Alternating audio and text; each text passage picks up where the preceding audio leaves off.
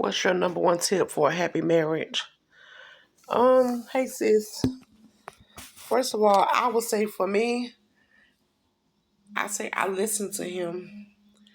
And for me, I found my self purpose and my self worth like a couple of months before he came into my life. So when I found my self worth and my self purpose, God blessed me to find mine. Like it gave me a sense of the fact that I'm worth to be loved. I'm worthy to be loved this kind of way, and this kind of way, and that kind of way.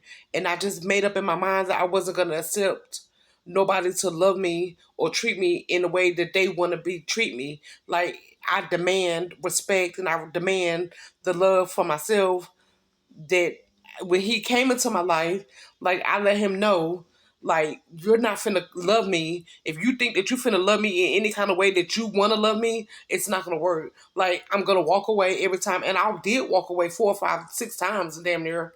Of course, we got back together because we're still together here. But it took me to walk away them times to let him know that look, you not finna come into my life and think that you're gonna love me in the way that you think that I want to be loved.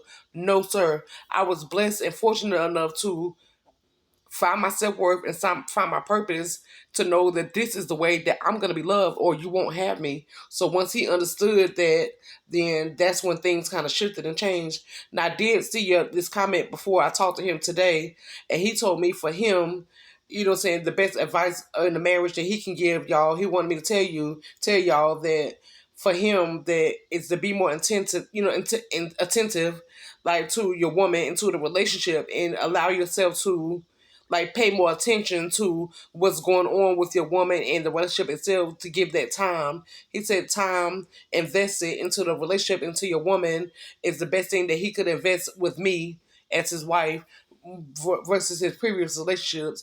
And I said, well, what's the difference between me, you calling me your wife, and you want me as your wife, than all the previous women?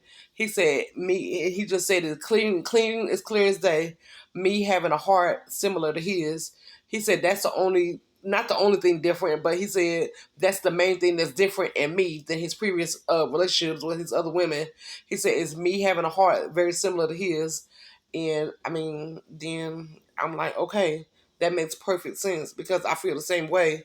You having a heart very similar to mine's. You understanding me in ways that nobody even cared to understand me, putting that time in. That's just it. That's my piece of advice. That's his piece of advice. I hope it helps, baby. I love you. And we're going to be talking to you very soon.